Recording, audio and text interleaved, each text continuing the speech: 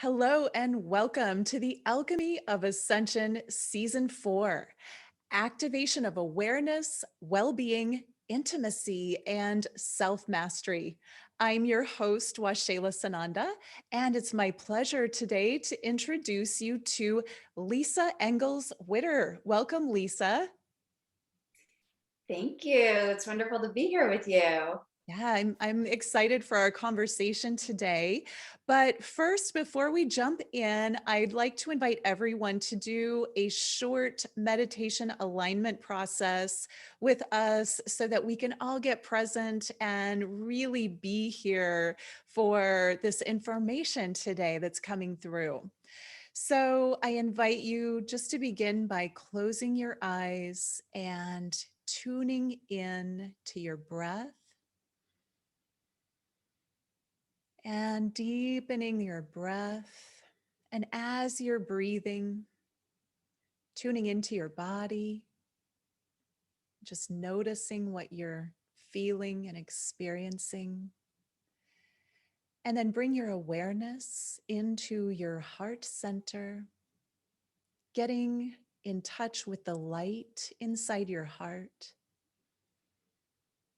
Breathing into that light, and then drawing a line all the way up above your head to the sun and central sun, contacting the light and the heart of the central sun, and bring that sun energy down through the ethers into the crown of your head, through your heart center, all the way to the base of the spine.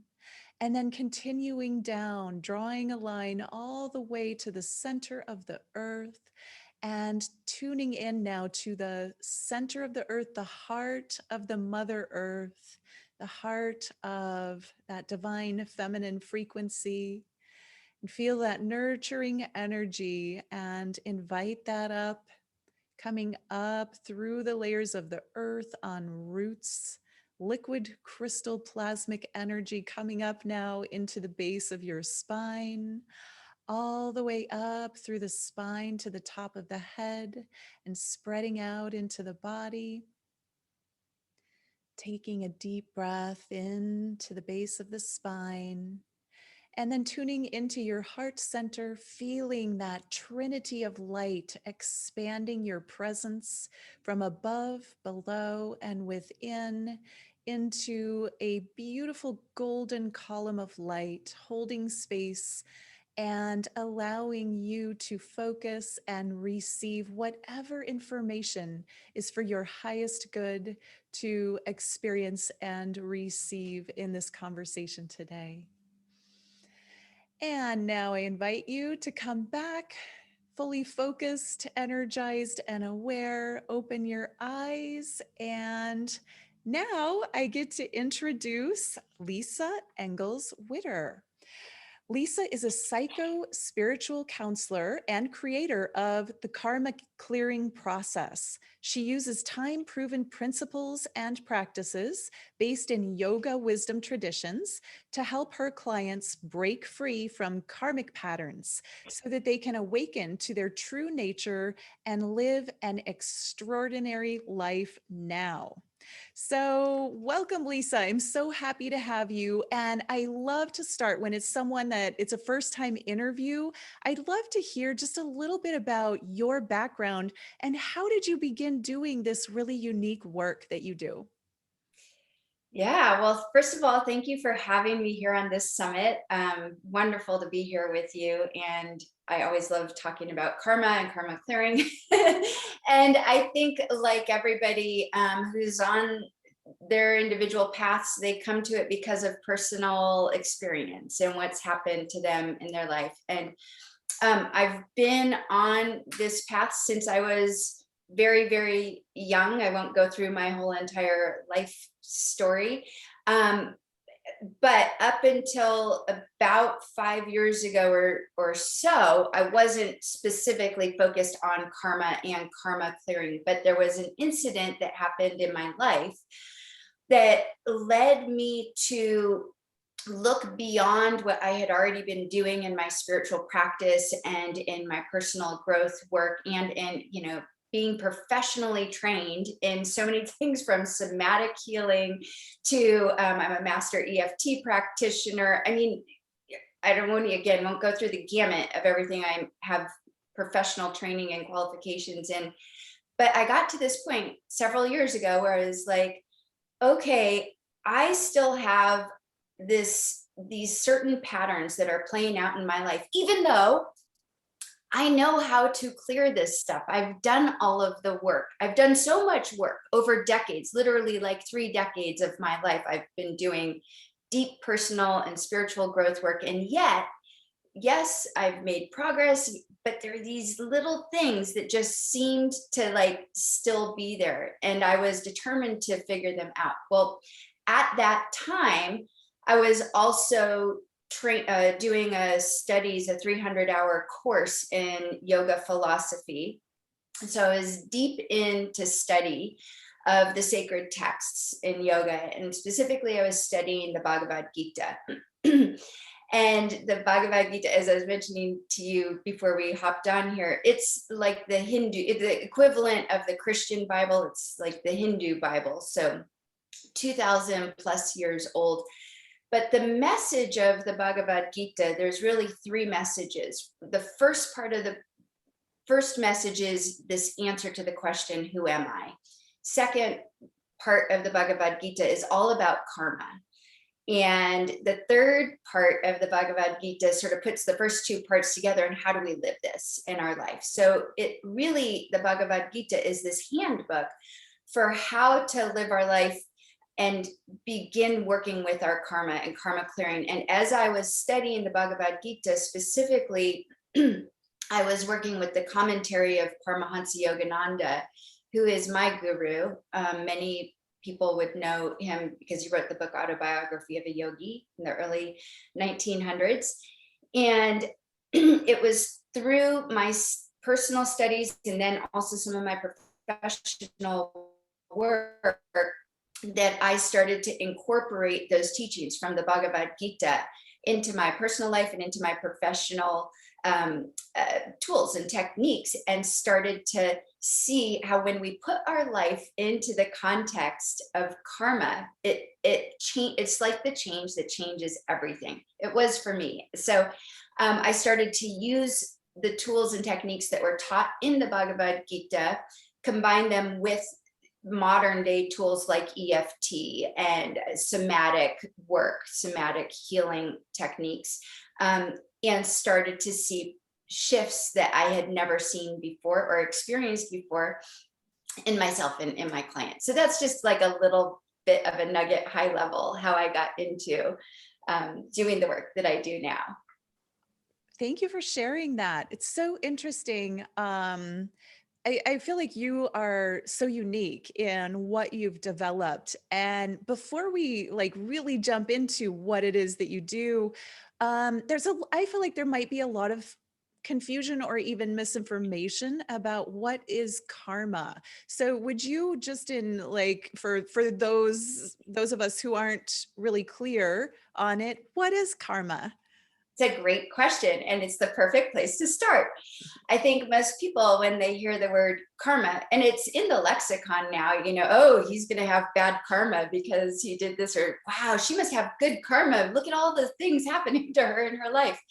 So I think the general idea of karma is that it's this cosmic justice system or cosmic punishment system, whichever way you choose to look at it, depending on what tradition. If you're coming from a more Christian tradition, it might be more of a punishment system.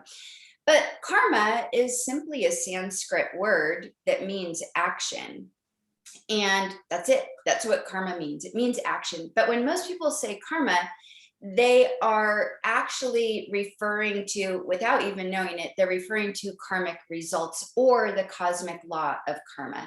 The cosmic law of karma simply says that for every action, there is a result. It's not something you need to believe in. The law of karma is just a truth. It's a fact. Every single one of us here knows that when we take an action, there's going to be a result from that action. But what the law of karma goes hand in hand with, really quickly, is the concept of reincarnation, so that we live many lives and we have previous lives, so that we bring with us into this life what are called karmic traces. So karma, or karmic results, are like seeds, or I shouldn't say karmic results aren't like seeds. Karma is like a seed. And when you plant it, it needs those certain conditions like sunlight, water, soil, in order to flourish. But if you plant a sunflower seed, this is the example I always use with my students. If you plant a sunflower seed, it's only going to take 80 to 100 days to bloom into this beautiful flower. But if you were to plant an acorn, it's going to turn into an oak tree. It's going to take about 20 years. So the same thing with karma and our actions. Some of our actions, we're going to see those results immediately, and we think of that as instant karma, right? Other actions are going to take, a year or two, or decades, or sometimes the yoga tradition tells us lifetimes, in order for us to see the results. So I won't go, I'll pause right there, because I just gave a whole bunch on what karma is, but hopefully that does connect some dots for you. Yeah, absolutely. And I like that you put in there, some actions obviously are going to have those quick results and others are going to take time, maybe many lifetimes. I remember my daughter when she was little, I was attempting to teach her about the laws of karma. And she's like, I hate instant karma. She'd go to kick someone and she'd fall over, or so Right, right, right, right. situations like that. That's But cute. I also, it brings to mind gravity. It doesn't matter if you believe in gravity, and gravity doesn't judge, whether you're a baby or, person of any age. It will make you fall down. If it's the law of gravity, whether you believe in it or Right. not, it just works. And so these cosmic laws just work the way they work. They don't judge. They just, and I think there is that idea that karma is a judgment, but it's more of it's just the result, as you said. I like the word result rather than reaction too. um Yes. Yeah. But then in it's a very good point there. It's just result, but how we react to those results is what's very, very important. We'll get into that in a little bit. Right. Yeah. Yeah. Yeah. So I guess the next question would be, you have a system where you teach people, or I guess you teach people, or you have a system of clearing karma. A lot of us, I think, feel or have come to believe that karma is something that you're just at effect of, kind of like gravity. We tend to not be able to fly without an airplane or a device. So karma has sometimes felt like this thing that we're stuck with. But you seem to have figured something out. So tell us about, what is clearing karma? What is that about? Sure. So let me give you some pieces of information that you need before understanding it. First of all, is to understand that there's different types of karma. So there is the karmic results that we're already experiencing in our life. So that's called activated karma. It's karma that is what we might say is in play right now. All of the results that you're experiencing in your life right now have come from karma actions that you've taken at some point in the past. And the results that you're experiencing right now, you can't do anything with those karmic results except how you react to them. You can change your reaction to them, but essentially the playing field that you're on right now is the playing field that you're on right now. You can't change the playing field. So that's called activated karma. When we're talking about clearing karma, however, there is another type of karma, which is unactivated karma.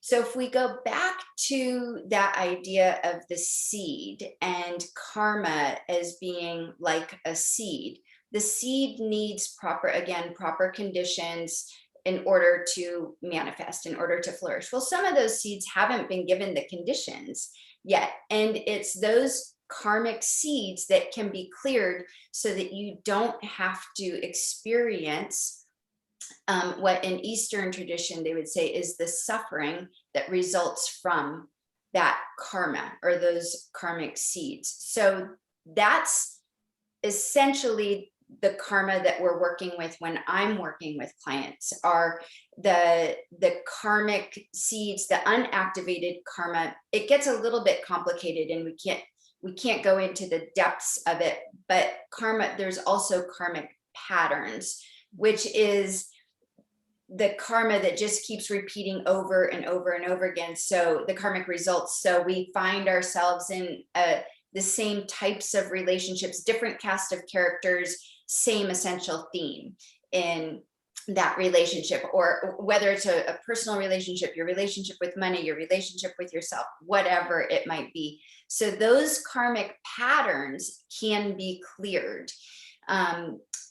So I just wanted to give that little bit of context first. There's these different types of karma that we need to be aware of. But what's very interesting is that when we're talking about karma and how karma is created, we might think, oh, well, karma is created. The law of karma says for every action, there's a result. So it might be logical to think we just need to change our actions, right? You would think, oh, okay, let's just change at the level of action. But there's actually more to it than that. It's not just about shifting at the level of your actions, because the law of karma tells us that every action, of course, produces a result, but that the fundamental cause of our karmic results is actually not actions. It's rather a misconception of our true self, a misconception of who we think we are, thinking that, of course, we're someone that we're not. And so what the teachings, and this is really what the Bhagavad Gita teaches, is that when we have a misconception of our true self, we operate from a place of not realizing the fullness of our being. We really don't realize that that the divine love intelligence lives in us, through us, as us. And we think, of course, that we're separate and that we're a separate self. And so this misconception, I call it a case of mistaken identity. This case of mistaken identity leaves us with this nagging sense that something is missing, something isn't quite right, it's sort of off, I'm not complete, not whole. And I think all of us have had that experience at some point in our life with certain things. And so it's this nagging feeling that we're not complete or whole that turns into desire. Now, so the Bhagavad Gita and the teachings speak about desire quite differently than, if you're familiar with the law of attraction, tune into your desire. What's your highest desire? It's the same, but it's different than that. So I just invite you to sort of put your ideas of that aside, because what the Bhagavad Gita is there's this type of desire that comes when we don't understand, or when we have a misconception of our true self. And this type of desire is a longing to fill what feels like this inescapable void within ourselves. So we're always searching to get something, or we're searching to avoid something in order to feel fulfilled and whole again. And so this type of desire comes in two flavors. in Eastern spiritual tradition, they call it attachment or aversion. And attachment is really just this belief that we need something outside of ourselves in order to feel fulfilled, to feel whole, whether it's I need the right love partner, I need more love in my life, I need more money, I need that right job, or aversion, which is just that belief that we're going to be fulfilled when we eliminate or get rid of that thing in our life that we don't like. Ugh, I can't stand that person. If they just weren't in my life, if I could only lose that extra 20 pounds, I'd be totally happy again. These are simple examples of aversion. So what happens is that we then start searching for ways to fill the inescapable void. And this leads to our actions. So you can see that actions isn't the big, there's actually a couple levels before actions to create karma. So these actions that are motivated by either attachment or aversion are going to lead to karmic results. There will always be karmic results from actions that are motivated by attachment or aversion. And the more extreme our attachment or our aversion, the greater the karmic, what we might say, repercussions or results are gonna be. So this is how karma is created. Does that make sense? It does. Thank you for that that description, and it really brings to mind the law of one. Are you familiar with the law of one? A little bit. I'm familiar, but haven't studied the law of one. Yeah, so it's about distortion. Like we all have distortions from our original source form. And the distortions are what is necessary in order to create personalities and the experience of being an individual, because we're actually at the highest level, all one, right? So it is right in line with that, and the idea that everything that we do and our motivations create these responses or reactions in the world. And so yeah, I love how well that ties together. I have a law of one speaker as well, and it's something that I've just recently gotten interested in. And I like that this gives karma like more dimension, because I think it's kind of used as a just like people use it sort of without thinking. And I love how much depth you're bringing to the concept of, okay, there are different types of karma and different ways to work with it. And I know everyone can probably relate to having those things, those patterns that it's like, I know better, I know how to clear myself, I've been dealing with this issue for decades in some cases, and yet it's still recurring. And those nagging, those things, it's like, I have them as well as, everybody else. And sometimes it's just like, why is this still coming up for me when I know I've cleared it in the past? So I feel like, is that what you're talking about? That underlying pattern that we're like, okay, I know something's there, I'm aware of it, and I don't know what to do about it. Exactly.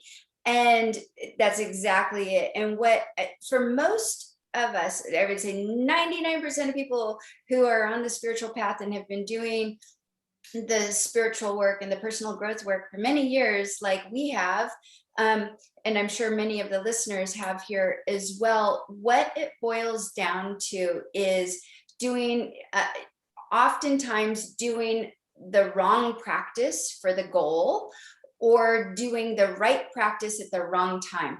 So I always like to use the analogy of running, because I'm a runner and I used to coach running and triathlon. And so these analogies work really well. So say you have two runners, you have a sprinter and a marathoner. We're in the Olympics right now as this is being recorded. The Olympics are happening right now. And we have sprinters and we have marathoners. And so they're both runners, right? But would you give a sprinter the same workout that you would give a marathoner? No, of course not. Like, it doesn't even make sense. If a marathoner did sprinter workout, they would never finish 26.2 miles. If a sprinter did a marathoner, they would never win the 100-meter. So you have to be doing the right practice for your goal. So what is your goal? If your goal is karma clearing, there are very specific types of both spiritual practice and I like to break it up into psycho spiritual. So the psycho part is the mind body types of practices. We need to be working at that level, but we also need to be working at the spiritual level. And if you're doing the wrong practices, then you're not going to reach your goal. If you're doing the right practices at the wrong time, meaning you're not ready for that particular practice, or it's the right practice, but it should be used in a different order, your strategy, so to speak, is off, then it's not going it makes sense, right? You're not going to get the results that you hope for, or you're going to get partial results, or you're going to feel like, oh, I took 3 steps forward, 2 steps back, 3 steps forward, 2 steps back. And the progress is there, but it feels rather slow, right? Mhm. So, yeah. Okay, great. Okay, great. So I guess now that we have kind of a concept of what we can or what's possible to clear, how do we get into, what's next? What do we do next? What do you actually do to clear your karma? Okay. So there's two different levels. And one thing I'd like to speak directly to, because it's so prevalent, and it's something that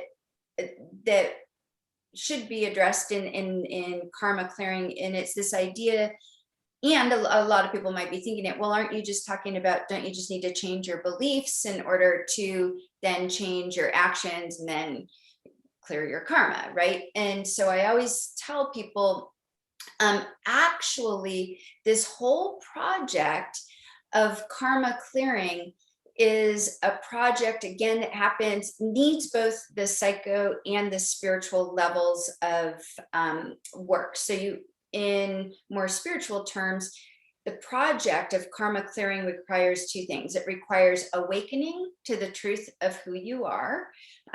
In the law of one terminology, clearing the distortions so that you recognize the truth of who you are. But the clearing of those distortions or mental constructs is the liberation part. So we need awakening practices and we need liberation practices.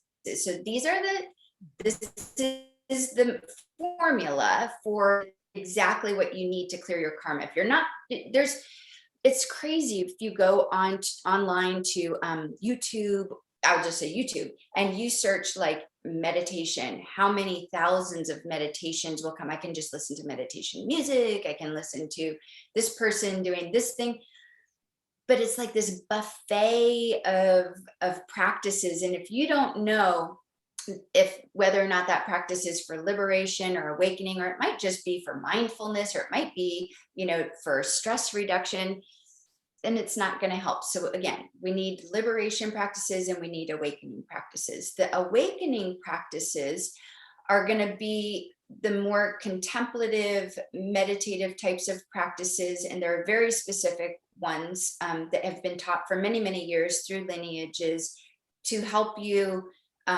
They're oftentimes called pointing out exercises, where the teacher points directly to, or as best as the teacher can, points to a truth. And then the student has either the realization of the truth or is put on the path towards realization of the truth.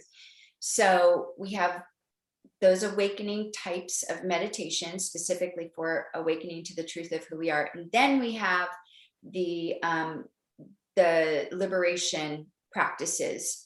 The liberation practices are all the practices for clearing the mental constructs. And this is where I get back now to this concept of the beliefs, where when people go, "Well, I've already changed my beliefs." It's very important to understand that when we're working with karma, we're working beyond the level of beliefs. We're working at the level of causality. And in in yoga tradition, the mind, the heart mind, it's called chitta, um, is an aspect of this self that's still not the true self. So it's great to work at the level of our mental constructs and our beliefs and start to clear them, not necessarily change them, because when we're changing a belief, we're just doing what I call redecorating our house. We're painting the walls a different color and it feels good and looks good, putting a couple new throw pillows on our couch or our bed, and it looks wonderful and we feel good for a little while, but we haven't changed the structure of the house. We've just redecorated. We've moved around our mental furniture. And essentially, we're just updating, giving ourselves another story, another mental construct to believe that's still in the grand scope of things limiting. It might feel better for a little while, but essentially, a new story just gives us a new set of shoulds and shouldn'ts. Like, oh well, if I'm this wealthy person, then I should be experiencing this, and this is how a wealthy person acts, and this is, so it just sets up a whole other set of constructs. So we do need to work at the level of our beliefs, but we need to begin to clear our beliefs and not believe our beliefs. Adyashanti, if anyone here is familiar with him, a wonderful spiritual teacher, totally awakened, enlightened person. He has a quote that I came across many, many years ago where he said that the truth is that no belief is true. Mm-hmm. So we want to get beyond changing our beliefs, and we want to clear our, actually want to clear our karma, not just change our beliefs. We do need to work at that mental level. However, the practices that need to be done are ones that are helping us to deconstruct the constructs of our identity, because we identify with our beliefs. We believe we are these ideas and that our life should be these ideas. And furthermore, we are influenced by our sociocultural ideas and standards. And then we have this whole thing of unconscious biases that we have happening. So this is also a very deep process of inquiry. And as we begin to do those two things, you start to see very big shifts quite quickly in those patterns that are happening over and over and over again. Does that make sense? Yeah, absolutely. And, I completely get it that, we can become aware that we have limiting beliefs. We can make a vision board or, do the visualizations of having a different life.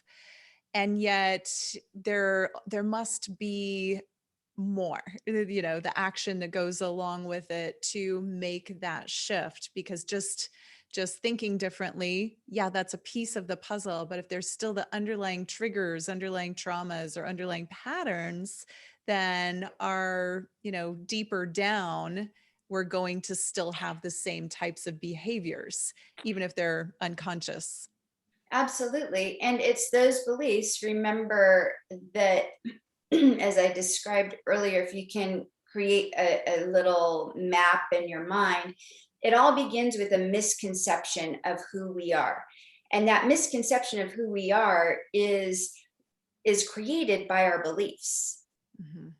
And even if we have a vision board or have written, and believe me, I was like vision board queen for many years, a vision statement queen, and clearing beliefs and all of this stuff. But we're still trapped in mental constructs that are keeping us from connecting with our true self.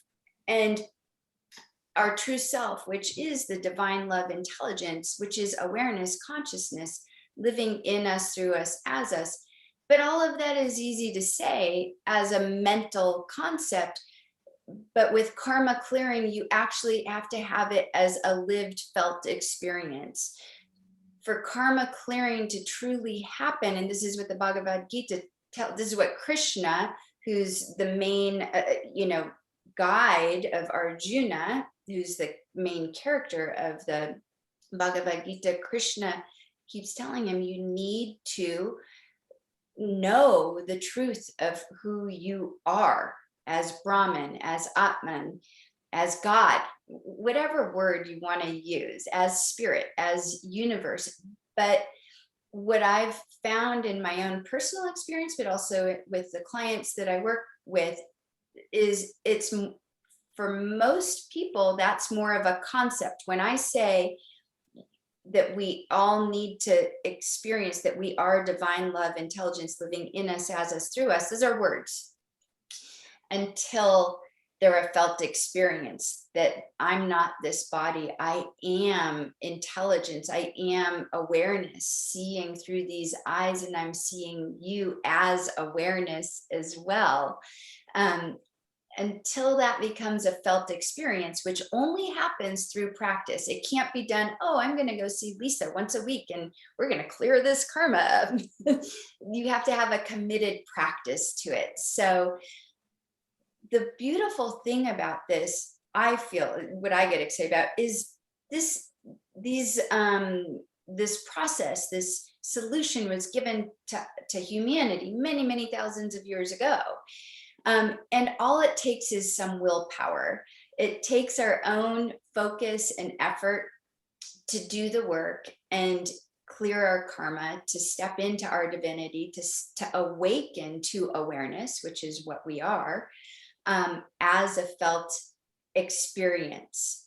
In the beginning, it's much harder to do than once you get into the flow of it, because it's like, Adyashanti uses, I think, a really great analogy of a rocket ship, which requires a ton of energy and power to get out of the atmosphere, and that amount of energy to get out of the atmosphere, tons of work, right? But once the rocket ship gets into space, it just keeps going. And that's what your spiritual practice is like.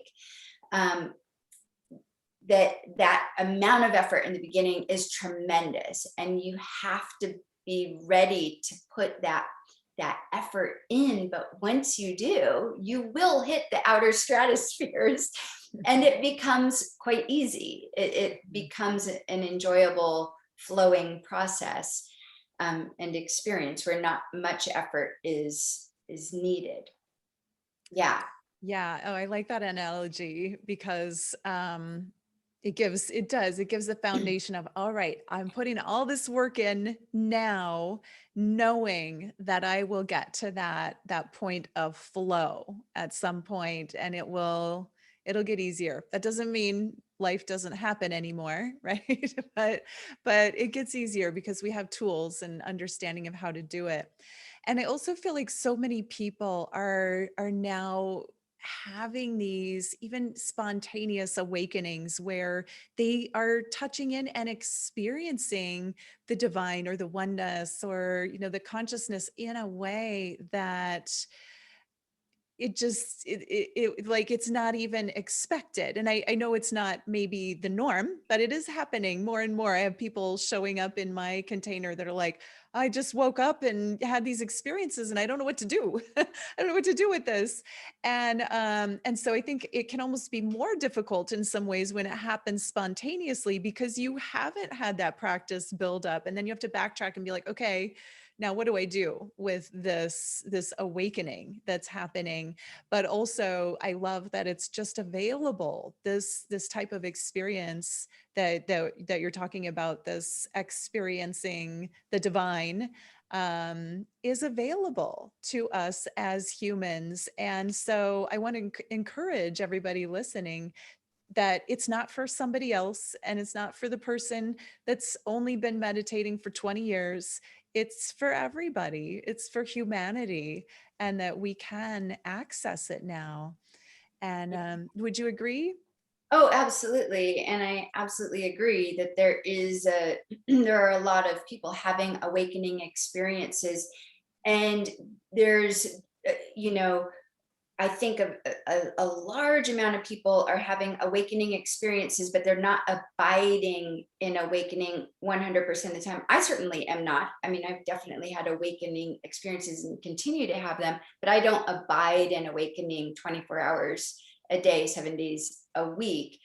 And there, so I think we want to make that, like, know that that's normal, that as you're going through the awakening experience, that more generally it's you have these momentary experiences, whether it's daily or once a month, it doesn't matter. Whatever the number is, it doesn't matter. What matters is what's happening right now.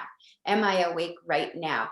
And I think for what's wonderful about spontaneous experiences of awakening is they they plant that seed, sort of like an urge. And it's like a want more of that. What was that? I want, and that's what keeps most of us on the path, on the spiritual path, to keep going, to continue with our spiritual practice, because um, to abide in awakening requires uh, quite a bit of spiritual practice, to hold, to stabilize, in other words, to ground ourselves in that, to be grounded in that awakeness all the time, is where we're headed. And that's the point at which, then you have no karma. You become what's called a jiva mukti. You are totally awakened, and you're here just to share your awakeness to humanity.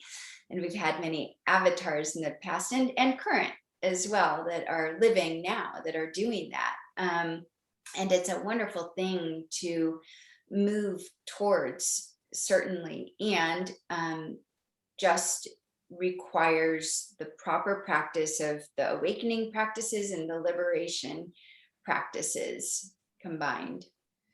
Yeah, that is very similar to the New Earth experience, which is, in a nutshell, going from the 3D, kind of mundane experience of just living your life to having these awakened experiences on a regular basis. It feels like the same teaching as you're talking, even though it's a different style of teaching it. Stepping from the sort of lower frequency experience of living on the planet to a higher frequency experience, and then becoming of service and gratitude and generosity and wanting to share, which is service to other rather than service to self. And I love how all of these teachings really tie together, Yeah, regardless of where they've come from. The teaching's kind of the same in different voices and different styles. absolutely. And what you speak to of being in service is in yoga tradition and in the Bhagavad Gita, which is what Krishna was teaching Arjuna, is to become a karma yogi. So karma yoga is the path of service, and it's the path of selfless service. So it's taking action without attachment to the fruits of our actions, so that we know that we're acting, we're giving the fullness of our being as a gift to the world, and whatever that is, whether that is helping out, a ill relative, and you're a caretaker for, it doesn't matter if you're sequestered in your house in COVID and taking care of someone. You can be a karma yogi as much as you can be making an impact out there in the world, doing big philanthropic things. And interestingly enough, just because you are, someone may be doing big impact type of work, doesn't mean that they're not attached to the fruits of the result. So it's very different. It's a whole different discussion, but these are distinctions that are important to make, because action, the types of action that we take, is really critical when we're talking about karma. Is it selfless action, or is it selfish action? And when I say selfish, I don't necessarily mean that you are consciously thinking, oh, I'm greedy and I'm selfish, but that the action is motivated by attachment to the results of the action, versus I'm giving this purely as awareness, as God, giving back to God, essentially. Mm-hmm. Oh, I love that. And it also feels to me like that that awareness is the infinite layers of the onion, because we're we can peel back a layer and be of service, and go to the local food shelter or homeless shelter and give food or serve in some way, and maybe we're doing it because we want to be good people, or because we know that we should, Yes. and maybe from that experience we grow a little bit, and then we give more, and we start to realize, well, there's actually an experience of joy. It feels good, and so then we're motivated to go because it feels good, not just because we should or we're expected to. And then that, I think that the experience keeps upgrading as we expand. So I know I read, I think it was Thomas Campbell, or heard him speak about this very thing, of having a motivation of kindness. And he said, something to the effect of, fake it till you make it. Like, keep doing acts of service, even if it's from a self, kind of self-centered space of, I'm doing this because I feel like I'm supposed to, and keep doing it, and you'll get there. Like, even if it's at the beginning, even if it's like this, okay, I'm doing it because I'm supposed to, eventually you go through the layers and begin to do it because you want to, and then you do it just because it's because this is who you are. You're all of those faces and all of those bodies, and the joy of sharing, the joy of giving, and the joy of serving becomes the motivation itself. Absolutely. I 100% agree with that. And like I love that analogy of like you're upgrading. They're just like little stepping stones. These are the little things you do. And when we're talking about karma and the law of karma and understanding this concept that karma is connected to reincarnation, maybe you won't in this lifetime get to that point where you see yourself in every other face that's in front of you, but you will certainly in a future lifetime. It's where you, what's wonderful is there's no rush in getting there, right? We're all where we're perfectly where we're supposed to be on our path. There's no rush to have to clear all your karma right now. Of course you want to, like there is motivation to move in that direction, but we don't have to become totally enlightened and awakened in this lifetime, because the promise is that once, if you have a sincere heart and you're seeking, it will happen, whether it's in this lifetime or next lifetime. Yeah. Oh, I love that. And just having been raised in the Lutheran church, there's so much pressure on this life, in that way of learning. Like, you've got to get it right, or there's kind of the duality of heaven and hell. If you don't get it right, you're not going to the good place. So the motivation is really fear based. But this, like, having the space to expand and say, okay, I'm just going to do my best, and it might not be perfect, and I'm going to keep working on it, and I have another lifetime to work on it, and another, until I get there. That it's like taking that pressure off Mhm. is relieving.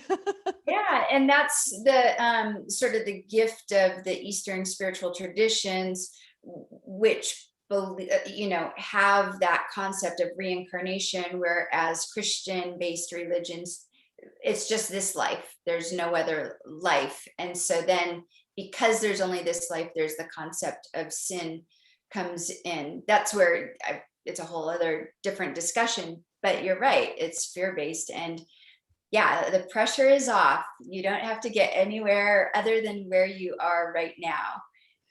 Yeah, Yeah. I love that. And I love the idea that just do the best of where you are in this moment and allow the next moment to be informed by that. It feels much more in flow. Yeah. Yeah. A little easier, right?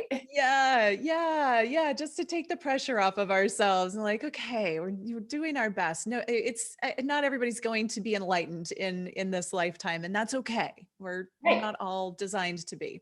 Yeah, and we don't need to be in this concept of like if everybody in the world just was, but that's not how it's supposed to be. Like that's the point. It's not supposed to be a perfect world. It's not supposed to be completely war free and hate free, which is like a concept that of this beautiful place of everything. But this is the pressure cooker that helps us to realize the truth of who we are without having these experiences of extreme violence and hatred and all. We can't realize the truth of who we are. It's how our system here is built, Mhm. to help us learn and see the reality of who we are. And the last thing I'll say on that is karma actually has there's a purpose to karma, and the purpose of karma is self-realization, is to understand the truth of who we are. So it's a very, as opposed to it being a punishment thing, it's actually a very supportive thing. Yeah, yeah, that's so beautiful. And then it's like when we get to that state of realization, internally, we are war free. Internally, Yeah, we are free of that struggle. And that's where that happens. And then we can look at the rest of the world and say, well, that's happening because whoever's, instigating that isn't there yet, and they get to take their time to get there as well, just like I did. I don't know how many, I mean, I'm not saying I'm there, but just like once, I know I'm working toward that, as we all are. And it gives the feeling of like, okay, I can have patience with the rest of the world or my family or, my partner or whoever it is who yeah, maybe who's struggling internally. Because absolutely. that's, like you said, the pressure, the impetus, that has that change happen. Yeah, and the to that point, not only can we have patience, we can have compassion because we've been exactly where they are at some point in time. Yeah. And we've been in exactly that same place. No one person has not ever is sin free. I forget the quote that Jesus said about the woman who was going to be stoned, and I forget what the exact quote was, but like he's who hasn't sinned be the first to cast the stone, Right. which of course he was saying none of us have not been sinners before, so who are you to judge this person who has sinned? And with when we look at things in the context of karma and we see what's happening at a global scale, we can see that if we understand, if it truly is a case of mistaken identity, which is what is proposed in the Bhagavad Gita, all of this, all of our karma, everything that we're experiencing, the wars, the everything is a result of a case of mistaken identity. We begin to understand that it's not because of our race, our color, our creed. This is not who I am. I'm not this form. I'm not the person who was born in this family. That's not the truth of who I am. And when we start to see each other beyond those ideas, those beliefs, those constructs, it really does change how we relate to each other. And it's in our relating to others, um, which is how we create karma actually, and our karmic patterns get perpetuated. So Mm, um, yeah. absolutely. I mean, I just love this conversation. I feel like we could talk all day, and we're Yeah, already at the end of our hour. I'm like, oh, I want more. But I do want to honor the time, and I want to give you a chance to talk about the wonderful free gift that you're offering, which is Create Your Future by Clearing Your Past mini course. Would you tell us about that? Yes. So this is a wonderful little mini course that I created because I needed something for people to have an experience of karma clearing and understanding uh, this how our karma creates our life. So this is a wonderful little short course. It's three sessions long, and it gets dripped out to you over the course of a week. So just sort of giving you that content over the course of a week, one session every couple of days, something like that. It's about an hour each session, and we go through a lot of the concepts that we were talking about today, but at a much deeper level. So if you're interested in this conversation that we've had today, that would be a wonderful starting point for you, and it's free. We have the link for it, and there's a coupon code, which is Alchemy 100. And I think that'll probably be up on your site, and just use that code to get that gift for free. Absolutely. I'll make sure that we include that code in the text of the email and the podcast write up. And then also you have a 5-day karma clearing offer. This is more in depth. It's a $97 offer. Would you tell us about that one? Yeah, this is a really fun one. So this is called the 5-day Karma Clearing Project. It's specifically focused on karma and relationships. And here's why. I mentioned it at the end of our interview today. All karma and karmic patterns can be experienced or identified through our relationships.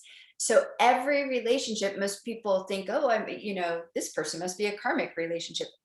Here's news to you: every relationship is a karmic relationship.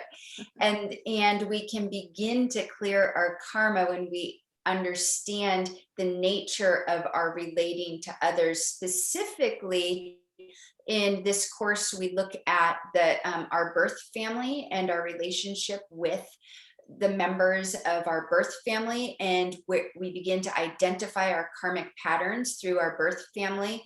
And yeah, it's a 5-day course that goes through that. And when I say 5-day, 5 sessions. So it is quite a bit longer than the other one. This is a little bit meatier, and there's also a couple of bonuses. One of them is actually with some other of your guests that are going to be here as well, Gregory and Gail Hogue. And we look at how to use sacred geometry to work with karma clearing. And then another bonus session with Dr. Lori Layden, who does the grace process. And we work a lot with trauma, because trauma and karma are completely intertwined, and we have to understand that relationship as well. So these are all the things that are in this course. It's a very full course, but really power packed, and you get a lot out of it. Yeah. Wonderful. Oh my goodness. So I would suggest to anybody that wants to go deeper, just like I do, grab the free gift and get the $97 course. I think that you have been incredibly generous with us today, Lisa. I appreciate you so much. And I am just delighted to share everything that you're bringing with the Alchemy of Ascension audience. So thank you. Thank you so much for having me. I love our conversation. And yeah, it's been wonderful to be here with you and with all of your listeners and viewers. Thank you so much for your time.